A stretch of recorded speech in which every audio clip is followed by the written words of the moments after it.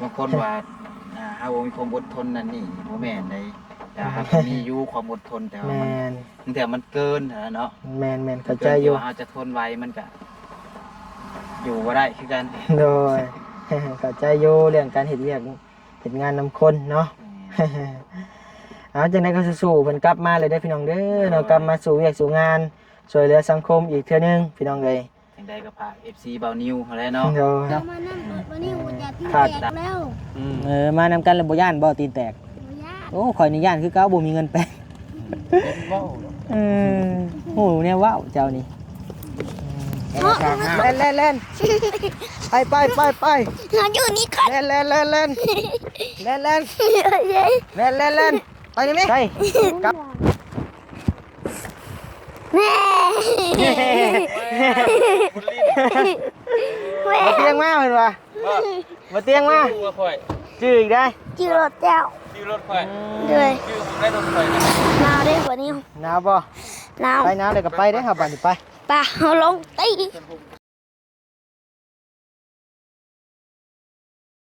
เอาพี่น้องเลยเนาะเปิดคลิปมาบาดนี้พี่น้องเลยเนาะอยู่ในรถในร่างเด้อพี่น้องเด้อเนาะพากันหลีฝนอยู่เนาะเมื่อนี้ก็เดินทางมา3คนพี่น้องเลยเนาะมีพิเศษใส่ไข่คนหนึ่งพี่น้องเลยเนาะคือว่าหายหน้าหายตาไปกันหลายมื้อหลายวันแล้วพี่น้องเลยเกือบเข้าปี2ปีแหละเนาะพี่น้องเนาะ ว่าหยอกว่ามวนว่าหัวกันเด้อพี่น้องเด้อเนาะเมื่อนี้ก็มีบ่าวพันชัยมานำเดินทางมานำกันพี่น้องเลยหลังจากทางบ่าวพันชัยก็หายหน้าหายตาไปเฮิงเนาะไปทดสอบชีวิตใหม่เพิ่นว่าเดือนกว่าเนาะก็คือว่าเฮิงเติบอยู่เนาะเดือนกว่าเพิ่น2เลยไปยัก2เดือน3เดือน3เดือนนี่แม่นเอาเพราะว่าบริกรเงินจะท่วมดีเดือนที่3บ่ได้นี่มีสิเบิดเดือนเลยเด้กับพุ่นแล้วซะ2เดือนกว่าๆเนาะ 2-3 เดือนนี่แต่จะกลับมาว่าซั่นเนาะก็สู่เวียกสู่งานบ่ไหวหั่นแหละพี่น้องเอ้ยก็เข้าใจอยู่เนาะการเป็นลูกน้องคนมันก็เมื่อยกายเมื่อยใจอยู่ไกลบ้านไกลเมืองก็คิดฮอดบ้านคิดฮอดเมืองพี่น้องเอ้ยคือแต่บ่าวนิวนี่ก็บ่เคยไปบ้านอื่นเมืองไกลเนาะขนาดไปลาวใต้น้ำทิศเดียวก็ยังคิดฮอดแม่จ้อยๆอยู่บ่าวนิวก็ได้ขยันไปเฮ็ดเวียกเฮ็ดงานเนาะมันก็ปัญหาทางหัวหน้าแน่นั่นนี่ก็หลายเรื่องหลายราวพี่น้องเอ้ยมันก็คือฮู้แหละเนาะมันบ่แม่นญาติพี่น้องกันมันก็ยุ่งยากเนาะว่าไงบางคนว่าเฮามีความอดทนนั่นนี่บ่แม่นได้แต่ครับมีอยู่ความอดทนแต่ว่ามันเกินเนาะแม่นเข้าใจอยู่เฮาจะทนไว้มันก็อยู่บ่ได้คือกันโดยเข้าใจอยู่เรื่องการเฮ็ดเวียกเฮ็ดงานนำคนเนาะเอาจังได๋ก็สู้ๆเพิ่นกลับมาเลยเด้อพี่น้องเด้อเนาะกลับมาสู่เวียกสู่งานช่วยเหลือสังคมอีกเทื่อนึงพี่น้องเอ้ยจังได๋ก็ฝาก FC เบานิวเขาแหละเนาะโดยฝากตามแน่พี่น้องเอ้ยบ่ลงบ่เฮ็ดบ่แม่นว่าบ่ลงคลิปดอกก็เฮ็ดอยู่มีแต่แม่เพิ่นเฮ็ดเลี้ยงซ่องไว้ไปลงตลาดนั่นนี่โดยเบิ่งอยู่แต่ว่าค่อยหัดบ่ได้ลงโดยมีแต่ไปเฮ็ดเวียกมันบ่มีเวลานะเฮ็ดเวียกค่ำมาแล้วก็นอนค่ำมาแล้วก็นอนโดยเอาเนาะพี่น้องเนาะบัดนี้เพิ่นก็กลับมาแล้วมามื้อนี้ก็มีโอกาสได้มากับบ่าวนิวก็มานำกันก่อนเนาะสำชาเพิ่นพุ่นแหละพี่น้องเอ้ยไปนำกันก่อนช่วงนี้เนาะก็มานำกันกับบริติบริวารเนาะพี่น้องเนาะช่วยเหลือกันไปเฮาก็ได้เข้าใจอยู่จังได๋ก็มื้อนี้น้องบ่าวพันชัยก็มาเยี่ยมมายามน้องบุญทวีสายผ้าพี่น้องเอ้ยเนาะฝากติดตามเบิ่ง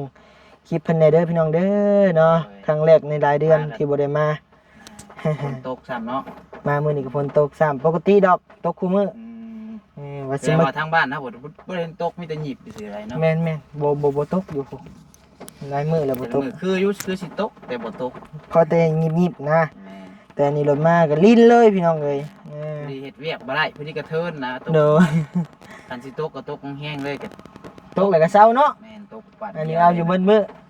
ตกลิ้นแบบข้าวน้ำน้องเบิ่งก็โอ้ยพี่น้องเอ้ยสิเป็นข้าวปลูกอีกรอบนึงแหละมันสิได้เป็นนาแซงเด้อบัดนี้บ่นาปีเด้อบัดนี้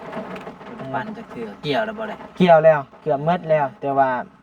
ข้าวน้องเพิ่นก็หล่นง่ายนี่มันก็ดองไปมันก็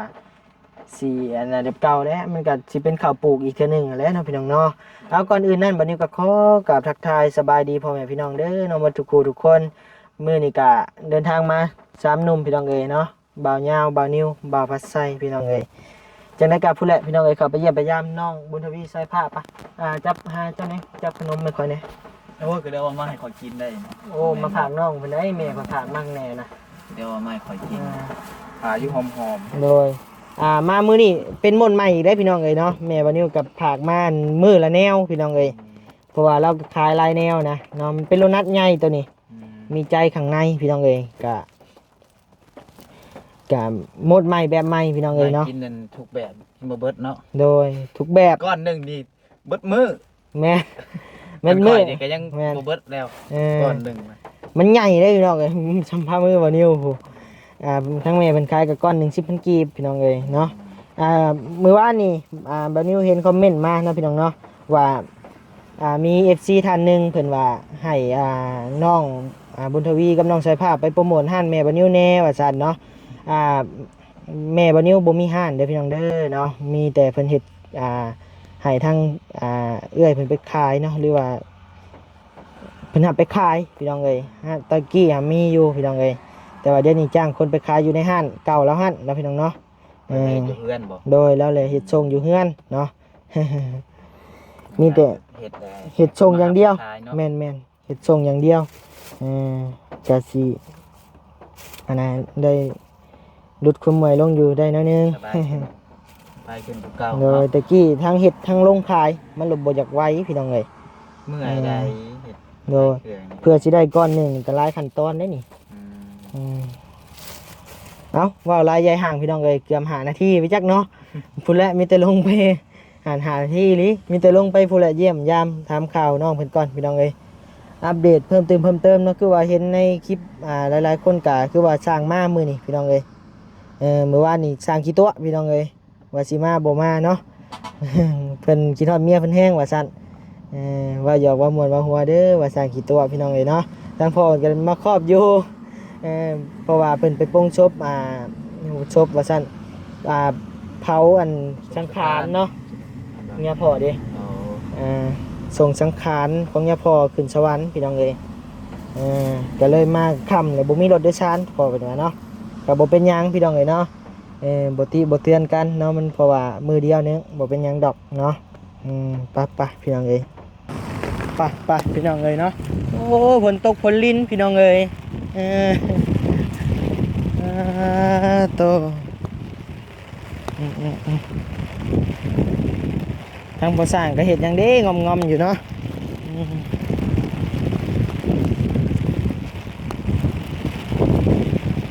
แห้งเลยพี่น้องเอ้ยฝนนี่บ่ได้ค่อยเลย ว้าโตบ่าวรอฮัตเห็นน่ะสบายดีเด้อพ่อเด้อผมยังบ่ไปตัดอยู่ว่าผมน่ะ บ่แล้ว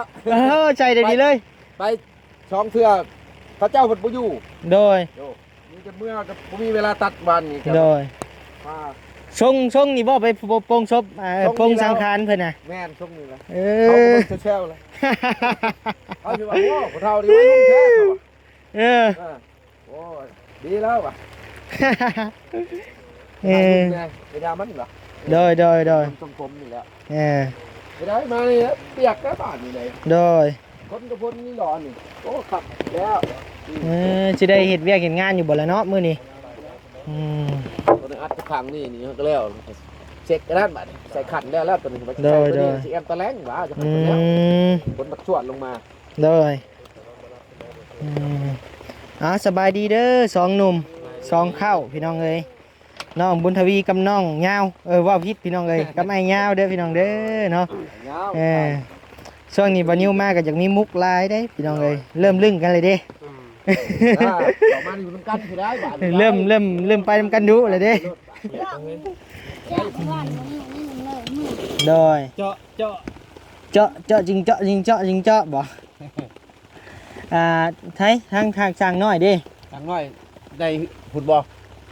มานำกันบ่ มานำกันแล้วอยู่คุณบ่มาบ่ได้นอนที่นี่บ่สั่งน้อย บ่ไปเลย ไปเลย เดี๋ยวเพิ่นมานอนกันไผพุ่นละ สั่งนอน นอนอีกแล้วบ่ ไม่เหลือจังหน่อยจังนอน สั่งนอนวันที่เพิ่นย้ำพักผ่อนเพิ่นพี่น้องเอ้ย ไปมื้อเช้านี่ย่างไป ไปใช่ หาเพิ่นก็ไปชูเอาเพิ่นแล้ว เออ ยังนอนอยู่พุก ขี่โดยสารบ่มา แม่น เอารถแป้งบ่แล้วบ่ บ่แล้วเจ้าเว้าว่าเท่าใดว่ามั่งเบิ่งก่อนแต่มือเบิ่งต้นว่า600,000วัดอยู่ไปฮอดเรียบร้อยเลยมั่งก็เลยกระเทินว่าเพิ่นมั่งของเพิ่นกวดตัวนั้นตัวนี้ประเภทแล้วให้เพิ่นเฮ็ดเลยซะ หมดเท่าใดบัดนี้ 2,000ปลายป่ะ โอ้ โทรถามเบิ่ง ล้านกว่า โทรถามมึงรายละเอียดมึงจังไปเอาถ้าเพิ่น เอ แล้ว อ เรียกแล้วบาดบ่ได้แล้วงานก็บ่ไปบ่ลงแล้วป้าอยู่ในห้างเขาหั่นละเอาเงินก่อนละ โดย เอาเงินก่อน โดย จักสิโอ้ยสำนั้นป้าไว้อยู่ในเฮือนมันก็ดีแล้ว มันแพงพุ่นเนาะ แพงโพด จำชื่อรถคันใหม่ แม่น หมูเพิ่น พี่ลึกดีเนาะวัยรุ่นขี่รถนี่ เอาแล้ว นั่นคือน้อง เออ ตกกลุบลงคุมน่ะขึ้นนิดนึงก็ต้ยดงแล้วนะ เออ มาก็ เมื่อวานนี่โป้งศพศิลาคังคารของย่าปู่บ่ แม่น เออค่ะบ่นิวฮู้นี่บ่นิวสิไปเฮ็ดโรงทานอยู่พี่น้องเอ้ยเนาะบ่นิวบ่ฮู้ สาบุญเราเอาไปขับเบือนเพิ่นเมื่อวานนี้ สะบุญบ่ แม่นสาบุญก็บ่เห็นข่อยแล้วเพราะว่าอยู่ในห่มไม่เปื้อนก็นั่ง สะบุญก็ไปเฮ็ดโรงทานบ่ เพิ่นเอาเพิ่นไป เอ ประ อ มาณบ่ทันวางเพิ่งเพิ่นมาก่อนของวางเพิ่นก็บ่ายๆกับนี่แล้ววะ โดย บ่ายโมงเพิ่นโชค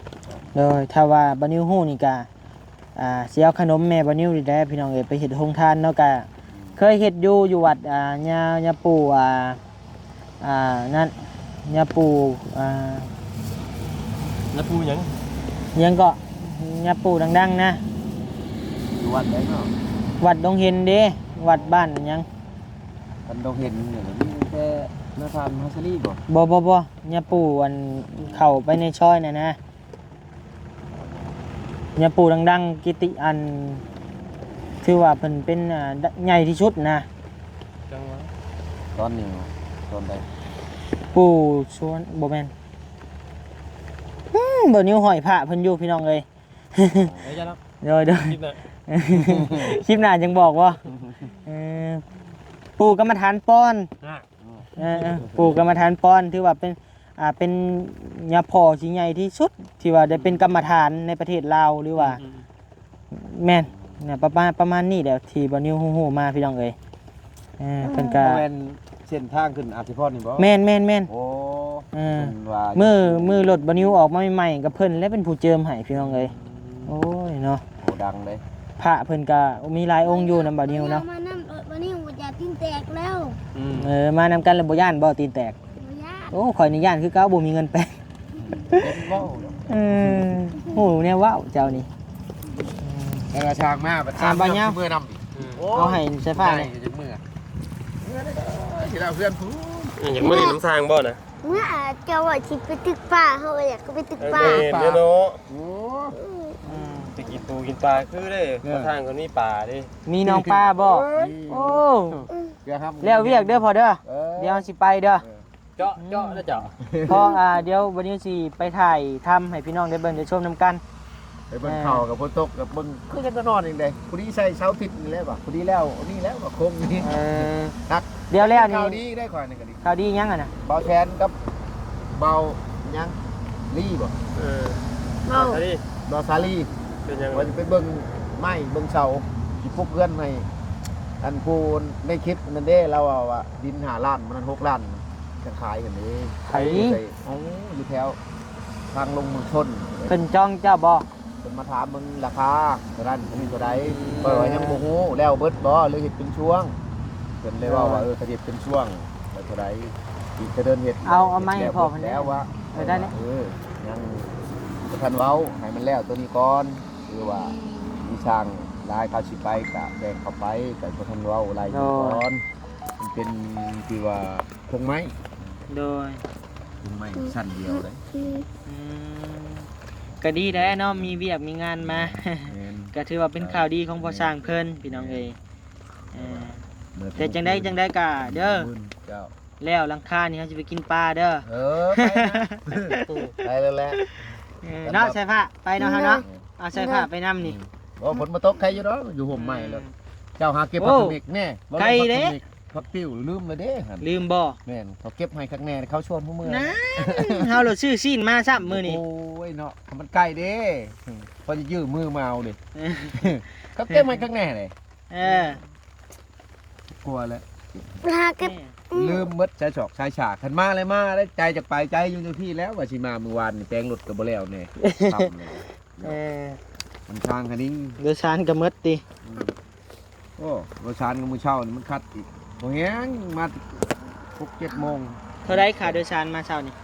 ก็เอาผู้หนึ่ง50,000 ผู้หนึง50,000 เลยแท้จริงกับ30ก็พอแล้วผู้หนึ่ง60 เนาะ บันไดเกินโพดบัดค่าเมื่อนี่คือบ่เห็นแพงบันไดกี่มันเขา เดี๋ยวบ่เหงาอะดิ ผู้หนึ่ง50,000มื้อเช้านี่ก็จึงบ่ปากต่อก็บ่ลงบ่หลุด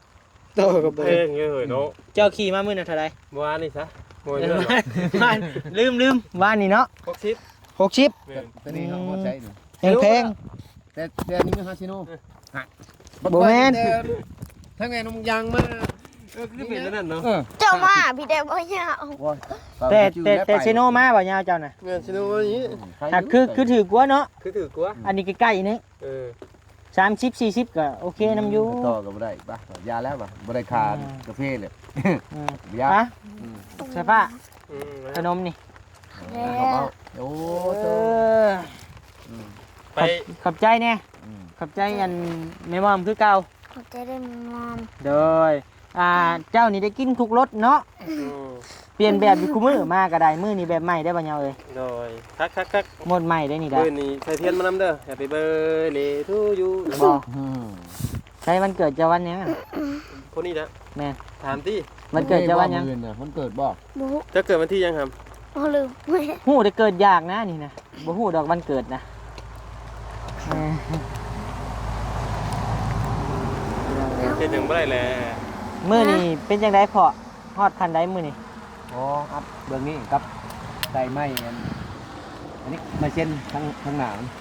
แล้วเลยบ่อันพาสุดาเบิ่งนี่ แล้วเรียบร้อยแล้ว เรียบร้อยเลย วางข่าว โอ้ อัดทั้งนั้นแล้วเลย มุงเลย ข้างหน้าทั่วไหนแล้วนี่แต่วางข่าวก็จะปั้นลบมันก็มุ้ง เออ ก็ เออ บ่โดนดอก ก็บ่โดนดอกเนาะเนมพลบ่ตกเย็นแล้วอยู่วาง แม่นได้แล้วเพราะว่าไม้มันยังเข้ากะเกียมถึงไปหรือมันสิดึงแผ่นไปปาดไปพุทธ โดย แล้วข้างเขาจะอัดข้างหน้ามันนี้อัดที่หน้า โดย ไหลขาววางขาวแล้วก็ตัดมีแต่ทาสีปันลมไว้ โดย กับทดสอบอันนี้ฮะที่ทากระทาก็ได้ปันลมในฝนตกบ่เห็น กล้องนี่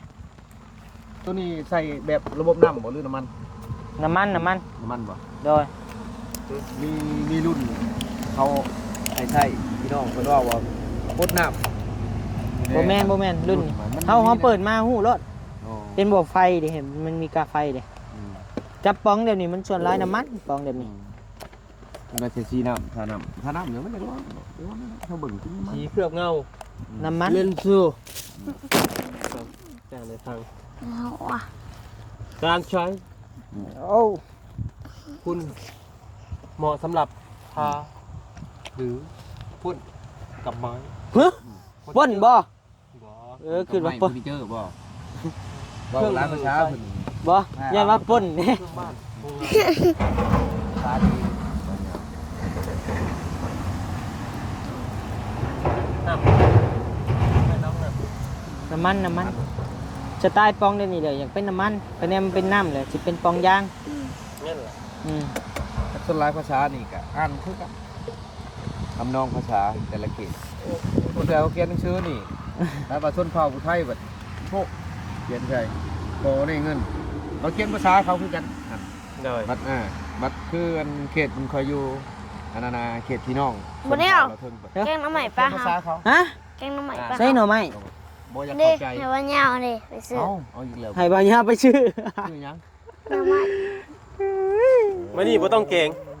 อ่า เก่งมาแล้ว ฮะมีหน่อไม้บ่เจ้า สำเร็จรูปมาแล้ว มีบ่ นี่ อยู่ใช่น่ะ รถ เอ้าเขาคือบ่ฮู้นำมันน่ะ ยังไม่ได้กินข้าวอยู่นี่ บ่ เออ เอามากินได้ไหม คลิปหนะ เออคลิปนี้บ่ได้บ่ มันค่ากูรู้อยู่ดิ ข่อยคือกันได้กินอีกอะข่อยสิยุกก็ได้บ่ดูเลยข่อยอยากลูกหาได้นี่ หายัง มาสัญญาณได้สัญญาณข่อยบ่ได้นี่ บ่เป็นหยังไปนี่แม่ ไปเบียก ขาคันจ้องเพิ่นนะเบิ่ง เบิ่งรอเบิ่งกันเดี๋ยวพอแล้ว โดยเต็ม คือว่าคือห้วยเนี่ยเลย ห่วยบ่ใส่บุญทวีได้หาม เขานอนรับ รับแล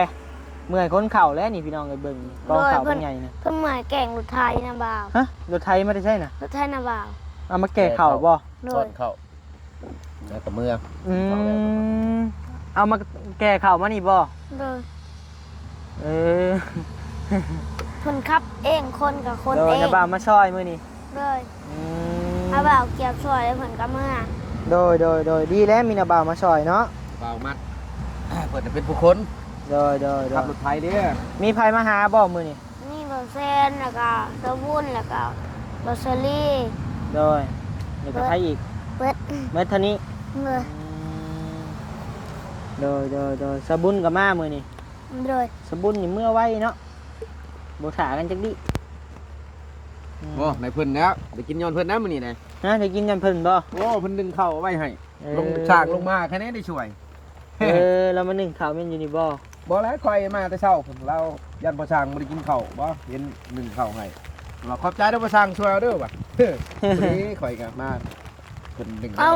มาเพิ่มบ่เอาเซาบุญมาหาก่อนก็เห็นบ่าวเซนมา โดย บ่ก็ แกนมากับบัตซรี่หรือว่า แม่น โอ้เพิ่นลมพัด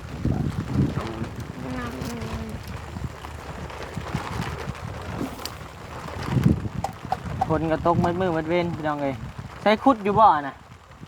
นี่มันขุดแล้วมัน บ่ได้ขุดจักดิบ่ฝนตกเนาะ เราเตียงอันนี้นะสิบ เอ้า แปด ลูกพี่ใหญ่มากพี่น้องเอ้ยบาดนี้ เอ้าเจ้าคือจื้อแท้ โอ้ มันจืด โอ้ มาตามกลางสายฝน เจ้า พี่ หา น้ ไหน องเอ้ย เจ้าข่อยบ่จื้อ ถ้ามึงแต่รถดาว บอสมาพี่น้องเอ้ย รถเรามันสูงเขาจืดได้ จื้อบ่ จืด ไปแล่นไปหับเราไปไปลุกเอาไปนี่มิ คนตก มาลูกมาใช่บ่เห็นหน้าเราหลายปีแล้วนี่ใช่บ่เตียงบ่นี่ไปดู เน้น ไปเล่นฝนสิเปียกไหมไปเล่น ติ้ว ไป เถอะเหาะตรงนั้น เล่นไปหาอยู่นี่ก่อน เล่นไปนี่มิกำไม้เมียนพร้อม เท่าน้ำเนี่ย ไปพี่ส่องเบิ่งรถ เนี่ยเรานะ ไป แม่ พี่บ่เตียงเบิ่งพี่ แม่ ใช่น่ะใช่ แม่ บ่เตียงมาเพิ่นว่าบ่เตียงมา ว่าข่อย จื้ออีกได้ จืดรถเจ้า ชื่อรถข่อย ด้วย ชื่อได้รถข่อยนะ จืดป้ายทะเบียน สบายดีเด้อ ไปทะเบียนรถ เด้อสบายดีเด้อ ธรรมดา ไม่บนิ้วเรียบ ทำ ร้อย อะไรเนี่ย ไม่บนิ้วเรียบร้อยก ว่า ไม่ได้จากล่างกันติสบายดีเด้อพี่น้อง ห่วยรากเป็นฝนทุก หนาวเด้บนิ้ว หนาวป่ะ หนาว ไปหนาวเลยก็ไปได้อครับบัดนี้ไป ป่ะเอาลงตี เอาพี่น้องเนาะบัดนี้บัดนี้ก็สิได้จบคลิปเพียงจำนี้เด้อพี่น้องเอ้ยเด้อมา3คนมื้อนี้อยู่พุ่นเอาพี่น้องเอ้ยเนาะบัดนี้ก็สิได้จบคลิปเพียงจำนี้เด้อขอบใจผู้รักผู้ใหญ่ใจดีเมื่อทุกท่านที่เข้ามารับชมคลิปบ่าวนิวเนาะแล้วบ่ข้ามโฆษณาบัดนี้ก็ขอบใจขอให้พ่อแม่พี่น้องอยู่ดีมีแฮงเด้อความเจ็บบ่ให้มีความ น้องไก่บ่ให้ได้ปัจจนาสิ่งใดค่อยได้สิ่งนั้นเด้อพี่น้องเด้อโดยสบายดีบ๊ายบาย